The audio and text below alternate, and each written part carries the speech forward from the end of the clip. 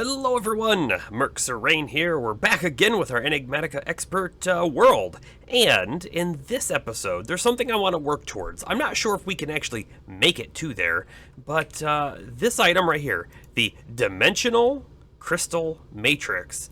This thing is actually used for a few things, and as you can see, it takes Stryger's higher binding, but let me show you what it actually is used for. I mean, there are some things in here, like Tartaric gems, which I'm sure we're going to want, but these dimensional storage crystals are used for things. Let's go ahead and take a look. One thing right off the bat is an ender tank. These would be fantastic, right, for being able to transport liquids around our world and even through dimension. So we could set up a infinite lava generator in the nether and pump it to the overworld. That's what this would be really great for. Other things are the spawner core shell, which we can make spawner cores from, so we could actually set up different kinds of spawners. But one of the things I really want from this spawner core of a 100% enderman, mind you, is an ender core, because it's for Powah. And if we got this, it would let us make flux cores, which when you look at what they do in Powah, is they let you make the ender cells, which are the wireless power. And we could really, really use wireless power. So it's one of the things I want to work towards. I mean, the flux core themselves also can be used for a few other things. I mean, like teleportation core, anyone? But let's not go that far just yet, right? And then if we come back again, all the way back to here, the other thing that these gems let us do is a vacuum trap, which we would need to get that 100% Enderman spawner anyways. And then, of course, there are some other random things, ender chests, dimensional cell, yeah, you know, whatever. But those are a few of the items I'd really like to be able to make from the dimensional storage crystal. So, how do we make this thing? Well, we need Stryger's higher binding. Right, so how do we actually get to Stryger's higher binding? Well, first off, Calx at the end, which is actually something Ender Dust and Enchanted Ash. We've made this, we can make more of it, not a big deal. Corundum, any color, we have lots of that. Crystal Glass is another thing we've made in the past. So this all seems pretty doable. Okay, so if we take a peek at our Akashic Tome, for Stryger's higher binding, and it's a little hard to see in here, but we need white, gold, and purple chalk, as well as some of these purple crystals. Alright. So we already have white chalk, you know, we've done that before. The spirit-attuned crystals, which we need a few of those, is virulent mix with spirit-attuned gems. This virulent mix is etching acid and venom. Venom is from spider eyes, and etching acid, which we've done before, is from plastic and monster mash. Okay, so we can make this, and also look at this little, it has to be a high pressure, right below 5, and it has to be a high temperature. So, you know, just things to keep in mind. I would actually probably like to make a lot of these, but we only need the 4 to start us off with. Okay, so that's that. How do we get the golden chalk? The golden chalk is in a tier 2 blood altar, which we have. Impure sunmetal, impure white chalk, gold powder, and plant oil with a blood orb, which I think we have the appropriate level for, so we can do this. Of course, if you're thinking this took a tier 2 blood altar, you'd be correct in thinking that the purple chalk will take a tier 3. So we don't have this yet. I'm kind of feeling like working on tier 3 blood altar might be our first step for today. The impure chalk as well is enchanted petal. We haven't seen these before. I'm not going to look into how do we get them just yet, not till we need it. And some other items, plus probably a higher tier blood orb. So, with that all being said, we need to now look at what we need to do in order to upgrade from a tier 2 blood altar to a tier 3 blood altar. A tier 2 blood altar has 8 total runes around it. We can see there's 8 runes around this, you know, image here in the book. We already have this set up, but if we come into the tier 3 altar, now we have 28 total runes, which is 20 more than the tier 2. So we need 20 runes. We can actually put in fancy ones, or we can put in the blank runes. It's not going to matter too much. And then we absolutely need the glowstone. I'm not sure if we need these stone bricks. Does it say? Then place 2 blocks indicated by the stone brick. So I don't think it has to be stone brick, although maybe we'll use it anyways. I don't think it's going to matter too much. And then we need to put glowstone blocks on top. That's perfect. We should be able to do this pretty easily. In fact, looking in our gold backpack, we actually have some additional runes. These were a little bit left over. Now this is only 8, not the 20 extra that we need, but a good start. Okay, I now have 28 of the blank runes. In fact, actually, I have 40 in my inventory now, and I'm cooking up some more other stone slabs. You don't know when we're gonna need more of those. We'll probably need more of those. So we also know that we wanted some glowstone, so let's go ahead and grab, it was only 4 of those that we needed. Now, the book says that we only need some solid blocks. Let's just go ahead and take the stone bricks anyways. If we do like a fancy design for our altar at some point, then we can, of course, at that time, swap those out and make them, you know, fit the build. Now, this may sound weird, but we're going to take this Piglin Brute spawner with us, and you'll see why when we get there. And that was the mistake. Let me quickly explain what we're going to do. I have moved all of the cows over there and fenced that area off because we don't want them over here anymore. So what we're going to do is, of course, we are going to expand our altar, which is right below us, to be the larger altar.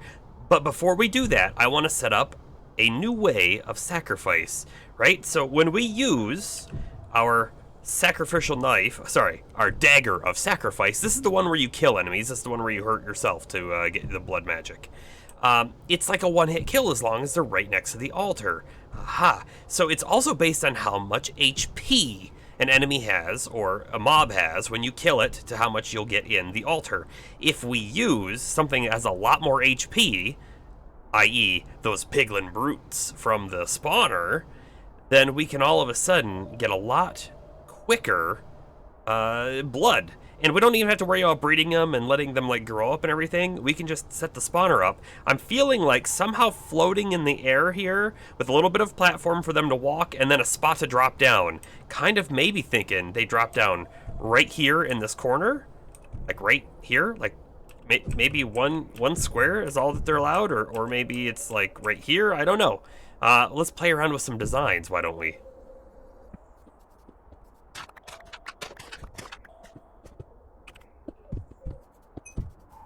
Okay, our blood altar is complete. If we take a look at this, it still says that it can only have 10 buckets worth. Interestingly enough. Must be in order to actually boost the amount of blood that can be in the altar at any time, we must need runes of capacity. Let's go ahead and take a peek at what a rune of capacity looks like. So rune of capacity, safe for decoration. If we want to make it, it needs a runic altar with reinforced slates, blank runes, holding reagents, orange runes as well, and cutting essence. And then this much mana from Botania. So they feel a little expensive, but we're going to certainly work towards them. I would like to test out our new area with our mobs being spawned in there and make sure they can't get out or anything or hurt me. But really, I want this to not be full, so let's go ahead and put our blood orb in there so it starts absorbing that life essence into our blood network. I think I might let it fully drain.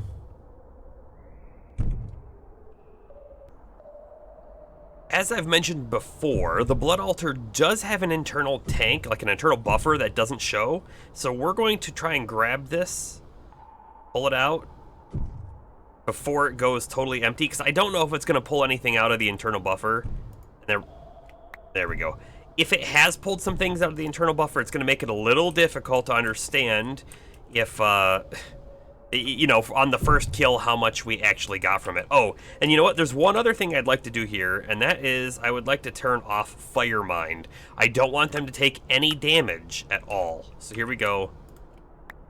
Got a cardboard box. They should spawn, right? And I believe the spawn range of these piglins is really small, so it should be right inside of there. There's one, finally. Okay, so he cannot get out. Can he hit me if I'm here? He cannot hit me right here. This is good. I bet if I walked up there, he would be able to hit me. But this should be one hit. Sure was. 1.7. Like 25 hearts. 3.5. 5.2. 6.9. This is so much faster than using the cows, especially because we don't have to breed them. And look, they just keep coming back to us. Just like that. This is pretty cool. What are we at now? 8.7, almost full. This is really going to help us out. Now again, it's still not automated, but I bet we could do so, right? If we used a drone holding the Dagger of Sacrifice, I bet you we could easily kill an enemy that's standing in that spot. But we also might be able to do it with like a modular router or something. Or who knows, there's probably other tools too. So, automation of this is certainly something we'll do in the future. And I know from previous experience, at least unless it's changed, back in the day, I had written programs before with Computer Craft to actually monitor the blood in the blood altar and then perform action. So we could even try to say like, disable that spawner when the thing is full, enable it, and then have it go. Now, of course, if we wanted to have it automated while we're not here, we would then need to, of course, get some upgrades on the spawner, because otherwise it's not going to be able to spawn if I'm not in the area. It's a little loud over here, isn't it?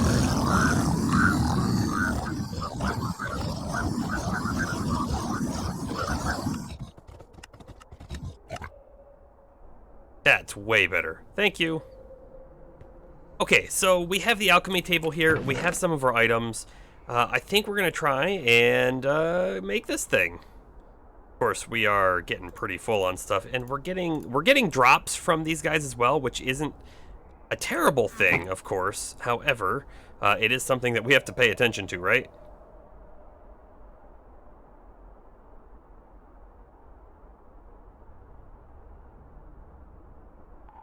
Now then, I don't claim to remember how this works exactly. We'll be right back when I remember how to use this table.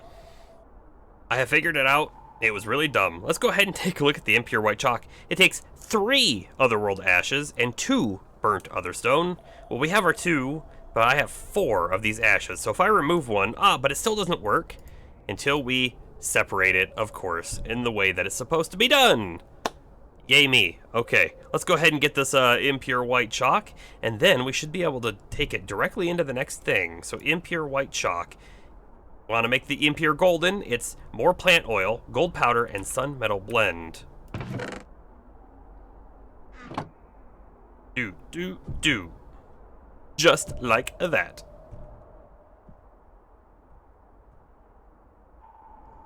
Impure golden chalk obtained.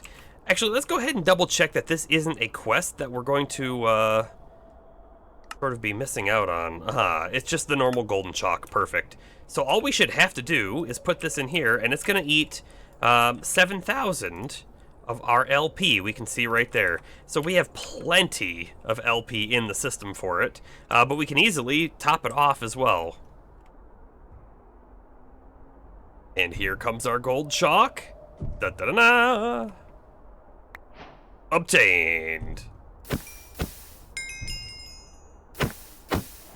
That's just so amazing how fast we can fill this back up. And look how many guys are here ready to go. Like, we could essentially never run out of blood now. It's still not automated, unfortunately, but it works. In our magic adept page, right, we can see gold chalk leads to the Otherworld goggles, and it leads to the Hellfire Forge. So that's great. And if we go back into our blood magic chapter, we can see that the Blood Altar Mark III is done. We get some sea lanterns and some Rune of Sacrifice. We're going to hold on to these in here for just a moment and before we try to upgrade this to a tier 4. We should also, over in the Occultism section, have unlocked the golden chalk here. It's just XP. We'll take it, but that's fine. This does unlock a few additional things for us. I'm not sure if any of these are things we really care about other than the Otherworld goggles. Bet these infused lenses are going to come from a ritual. Okay. We now need to look and see what does it take to make the purple chalk. This was something we sort of saw and said we'll come back to later. Well, now is time for later. This is a tier 3 altar. Okay, it needs 25,000 LP. Our altar cannot hold 25,000 LP. However, we have a battery right here. So I think we could do this. But what else does it take in order to make the impure chalk? It takes calx of end. Okay, we have that. Plant oil, we have that. Impure white chalk, we can make another one of those.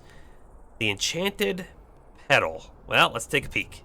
Enchanted petal. This already looks a bit more crazy than what we've done before. So stardust. Okay, I don't believe we have ever found star metal ore. And in fact, I think we make star metal ore. Left-clicking a star metal ingot in world with a star metal cutting tool. Okay, but this star metal ore, right, the starlight transmutation, firmament into star metal ore. How do we get firmament? Aha, another items channeling lightning craft with prismarine, shiverstone, and fluorite. Okay, we could probably do this. I don't think this is insane. Saying that we do not have one of these crystal lenses today. I do not believe, unless I got lucky in a box somewhere. So we may need to investigate more astral sorcery before we can progress on that. Going back, the next item is crystal shards. A crystal shard. I haven't quite taken a look at this yet, but it looks like it all comes from an aurora crystal. Okay. An aurora crystal makes more crystal shards. I bet you find these. Get a little bit of a chance from a miner. I bet you just find these in the end. If I had to guess. How else can you get these? Anything else? So I bet we find these in the end. We were in the end at one point. We'll have to see if we have any back in our storage. But if we go back, and I went back too far, if we go back, there's also the Hydrolux petal. Hydrolux petal. It looks like we have to craft this with a phytogenic insulator. If this is the only way to get it, that is. And we would need Hydrolux saplings, which we can buy from the market. However, you need an amber gem, and I don't actually think we have any amber gems. So it's another item we probably find in the end. We could just fly around the end and see if we can find them. It also takes water and optional catalyst, so not a big deal. What does it take to make the phytogenic insulator? More stuff we haven't really seen before. I mean, lumium gears we have, but a supreme machine frame? This takes a dissolution chamber. We're not there yet. Rune of Midgard? We don't have a runic altar yet either. White botany pot? What does it take to make a botany pot? Dissolution chamber. Abyssaline lamps. Okay, we can make those. This I thought was going to be the hardest item. We can make the item that I thought was the hardest item. So with our gold chalk in hand, I'm sure we have just unlocked some new rituals from occultism that we're able to perform. But the one that I really wanted takes the purple. So in order to get to the purple, it does sound like a dissolution chamber is going to be a required item. Also, some exploration in the end. For a very long time now, we've been running this gold backpack, but I think we could get ourselves a diamond backpack. We need marine fabric, string, and prismarine. That's not hard, right? We have that. Block of enderium. We've actually made enderium, and if we need a reminder, enderium is terminite, and diamond dust. Terminite is found in the end. We have that. So finally, reinforced alloys. Well, guess what, right? Don't we have that growing? If we come over to our biodiesel plant and go through the wall, we set up this whole place over here very specifically to make reinforced alloys. How about I take a handful of them, like 16. 16 sounds like a great number. And then we'll go back to the base. And I think we're going to upgrade our backpack finally. Now, to be safe, we really, really should remove all of our items out of the backpack. However, I think a couple months ago, I tried with like a couple items like garbage items in a different backpack when I upgraded it, and I think it worked. So please cross your fingers to make sure that we do not delete all the items inside of our backpack, because there's a lot of really good stuff in there. Let's go ahead and get that in there, and then our gold backpack, the one that goes on our back, right? We also have this as gold, and we have this as iron, so we could potentially upgrade these guys as well, since we use them for extra storage. But here we go, diamond backpack, quest completed even, and then let's get this back on our back, and check. I did the wrong one. Guys, I did the wrong one. I meant to do this one. But hey, check out, it worked and we didn't lose items from our backpack, so that is a good sign. Let's go ahead and get ourselves another one of these. I think we probably just need to make like, actually, let's go ahead and make 10. Maybe we'll upgrade our other backpack as well. I think that's a good idea.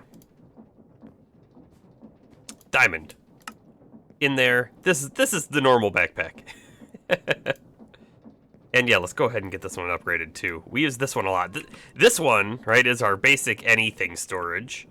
Aha, and this is our new normal backpack. And what do we use this for? Of course, I'm sure you've noticed over the series, right? This is where all of our tools go and things that we use on a normal sort of occasion, like cables or...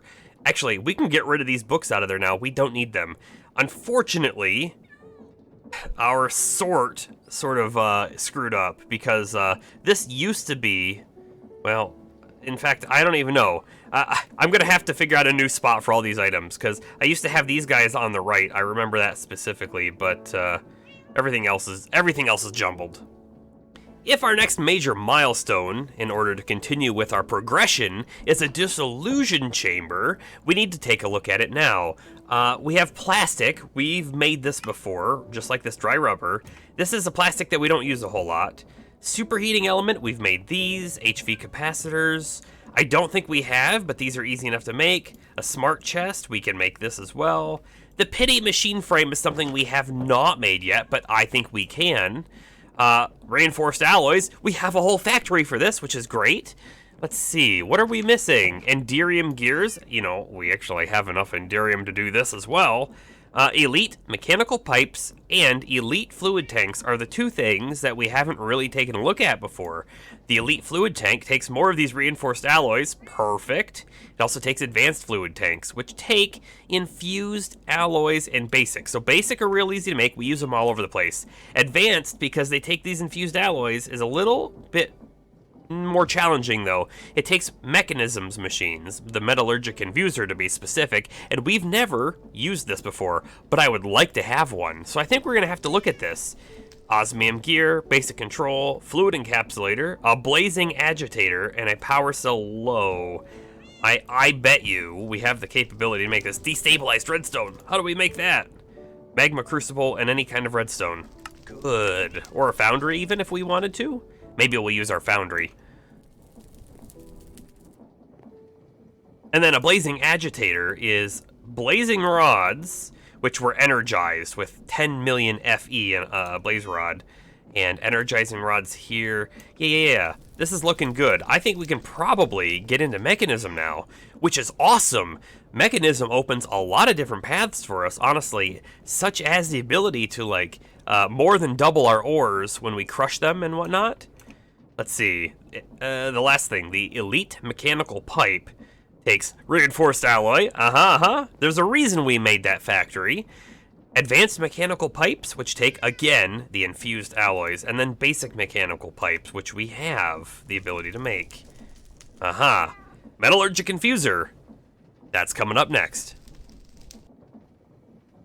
And actually, you know what? I did sort of miss something. These basic control circuits, I thought we have made these in the past, and I thought we've used them. However, looking at the recipe, that does not appear to be the case. If we go ahead and pull it open, we can see that we can either do this unpacked basic control circuit, or we can do the basic control circuit assembly package. This is the one that uses the drill and laser. You'll see if we click on this one, we also have to do the one before it. So it's in our best interest really to make this one. So if we take a look at this one, this is maybe where our slight problem is going to come in. Printed circuit boards, we can make those. Cardboard boxes, we can make those. Improved processors, we can make those. These basic memory chips, though, they're a little weird, right? Because here it does say dissolution chamber, but of course, we also know we could use the fluid encapsulator. But how do we get the memory essence for a prepared basic memory chip? So if we look, right, in order to even put memory essence inside of a prepared basic memory chip, we have to craft one of these, right? And if we wanted to craft one of these, it's going to take this. So advanced RAM chips or RAM chip 8E, unassembled PCB, and a cardboard box. We can do that.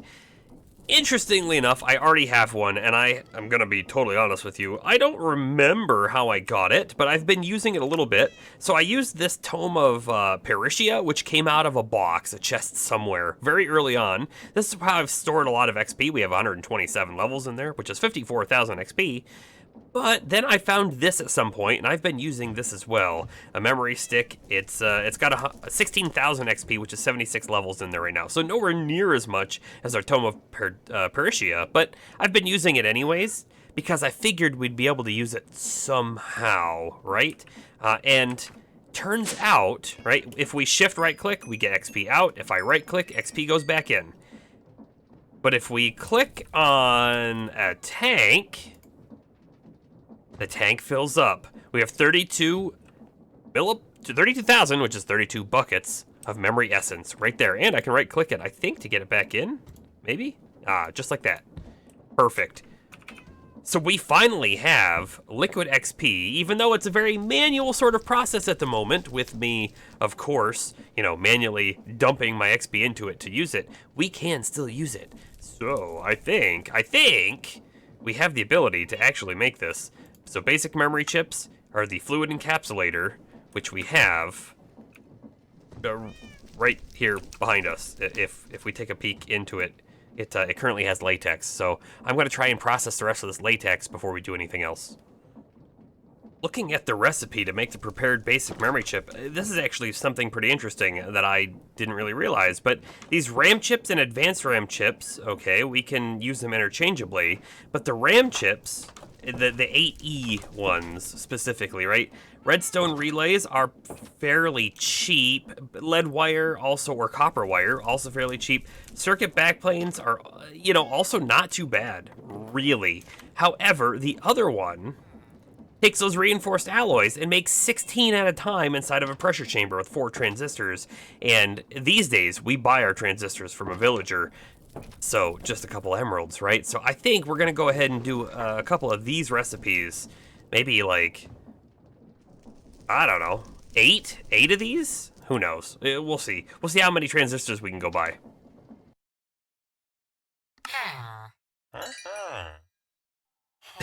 The important bit to look at though is the pressure needs to be between 4.5 and 5. So while we do have this currently set to go up to 4.5, I think we're going to potentially disable this to let it go a little higher, because this is going to take a good chunk of pressure as it does so. And we might even use our time in a bottle to speed up the processing.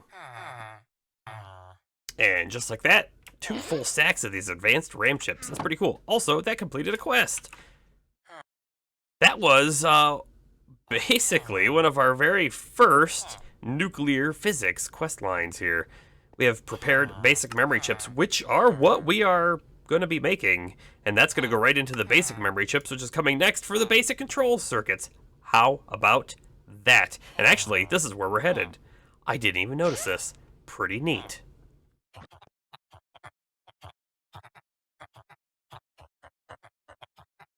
Ten prepared memory chips. That's a quest complete. Now we can use these in our fluid encapsulator. This guy right here.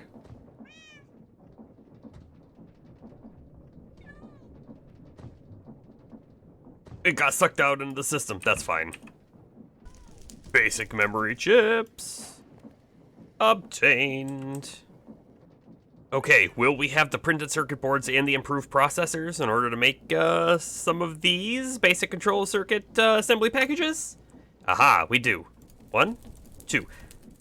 Yep, that's fine. That's all we really need to do at this moment, so let's go ahead and get those going. And there we go. That much work gave us 4 of these basic control circuits. Now, if we take a peek, right, what can these be used for? Well, we've got some mining gadget things. I would like to get myself a laser. That'd be pretty great. But there are other things as well. Such as, right, we have a bunch of these assembly packages, and I didn't really take a look to see what they make. Fluid storage part for refined storage might be something we're interested in. But they also make a few other things, like the advanced liquid compressor. Aha! This would actually be really, really good for us to have, because it should be able to generate faster than the one we have like right over here, but also I think it can go up to a much higher pressure than our current one can as well. Mechanism precision sawmill, an ore dictionificator, Geiger counter. I mean, there's all sorts of things. A teleporter block, configuration cards. We're gonna need these. We're gonna need these, and in fact, we're gonna need these too. So I imagine we're gonna need a lot of them, and so that means we're gonna want them automated. Now, we could have them automated in their own, you know, small building like that right over there. We automate it there, or we maybe add it to our factory, which is over here. And now I'm still not quite done with the code, although I do have some things fixed. As I click it and nothing happens. Oh, you know what?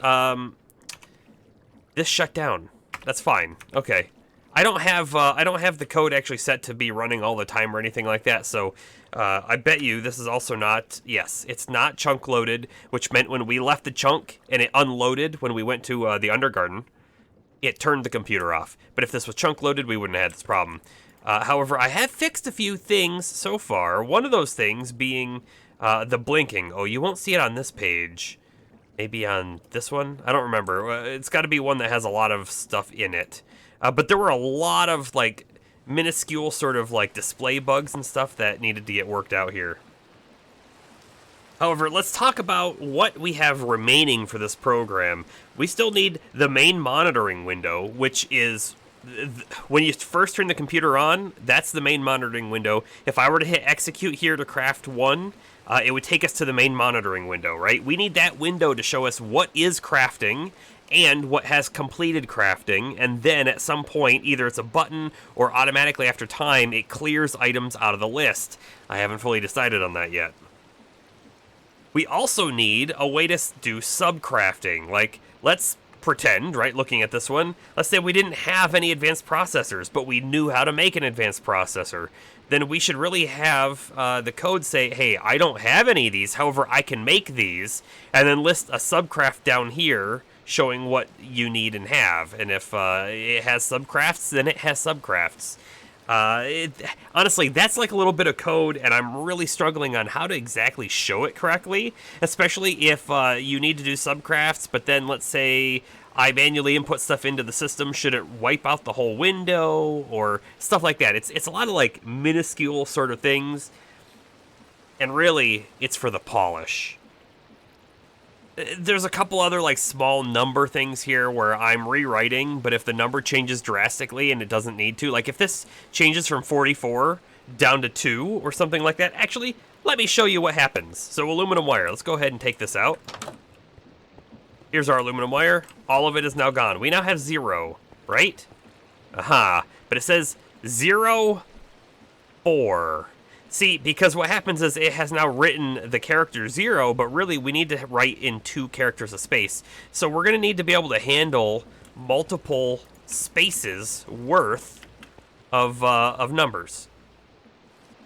And speaking of the monitor window, right, if let's say we're crafting 10 of these, and it shows that we're crafting 10 of those, we should be monitoring the whole storage to say, hey, when the craft was started, how many wireless transmitters did we have, right? And we could say, oh, we had 3, but we're making 5 more. So we need to say, all right, we have 3, we're making 5 more. If we still have 3, we haven't made any. If we have 4, now we've made 1. And that's how we're going to do the monitor in order to let the user know if a craft is actually completed or not. The monitoring window is more of a nice to have, honestly, than a necessity. Although it would be nice to know if the computer is trying to do something and can't, like it's failing for some reason. Maybe a machine got backed up and it's stuck or something like that. That would help us out drastically if it's just sitting there and it's been sitting there for a long time. In fact, the computer could even say, hey, if this has been in the currently processing queue for over an hour or 30 minutes or 10 minutes, depending on how fast our system really is, then maybe it should flag it and have like a blinking red light or something to indicate that, yeah, something's wrong. But really, the big thing that's like, you know, I can do this code, but I've just been having like a little bit of like, I'd rather do other things, right? Play a different game or work on progression than write the code. It got to that point of, man, this feels a little bit too much like work instead of my hobby. You know what I mean? The subcrafts are really going to be the tricky portion to understand correctly how many subcrafts it has to do. And let's pretend, let's look at this again. Actually, let's try to find one that has more things on it. Let's do the network card. Is it the network card? I don't know, sure. Let's say it had to do 3 subcrafts in order to be there. So the advanced processor, and again, this is just for theoreticalness, right? Let's say it needs 5 iron ingots, and let's say the wireless transmitter also needs 5 iron ingots, and let's say the computer knows how to turn iron chunks into iron ingots. That's fantastic. However, it needs to know not to do 5 because of the first one. Like if we queued them up separately, it could do 5 for the first one, then get 5 new ones in the system and say, oh, I've gotten my 5, and count it for both. We have to, like, when we hit that execute button, we have to very specifically know we're waiting for 10, not for 5. And we need to know we can't actually queue up the overall craft until the subcrafts are done, because that could also tie up machines that might be needed for other crafts. And maybe they're even needed for the subcrafts. If they're being tied up waiting for other ingredients to come in, we could have a huge problem on our hands. So the coding, honestly, it's really not super complex, but it is going to be a little time consuming, and that's what I've been dragging my feet on. And I do apologize on that, but we have made progress on here, and so this will eventually come to fruition. Now then, I do kind of wonder some days whether or not we're just going to eventually get, say, a better power generation system, like from a big reactor or something, and then make refined storage, like, actually accessible and usable. If so, then this computer program behind us doesn't really buy us much. It buys us a lot right now since we don't have the power. But in the future, it's kind of like on par for refined storage. In fact, another feature that this computer doesn't have yet, but maybe should have, is an ability to see the full inventory and select items and how many you want out, and then have them, like, come to a chest in this room, or maybe drop on your head, or something like that. So there are lots of extra things we can do to this system to make it cool. Either way, the factory will continue, and if this computer program does actually change to refined storage, if, it's a big if, because I'm not planning for it, but if it does change to refined storage, we can actually still reutilize a lot of this stuff. So if we come over here, let's say we wanted to change out this craft, right? Or currently today, this craft all comes in from this one wired modem. But in the future, if we switch this to refined storage, it would come in through an interface. And that one interface would talk to this chest, and this chest would then put all the items through. So all of the infrastructure we're putting in place here could theoretically be converted if we wanted it to. I just looked at the time, and man, have we overshot our episode today. But, you know, it's good to get back into this game because we did a little bit of Satisfactory. We're going to be doing some more Satisfactory. You know, I'm also thinking, hey, maybe that Vault Hunter should be coming up sooner than later. Let me know what you think on that, if we should start that sooner or later. But anyways, for now, this is Merc's Reign signing off. Ah! Just kidding.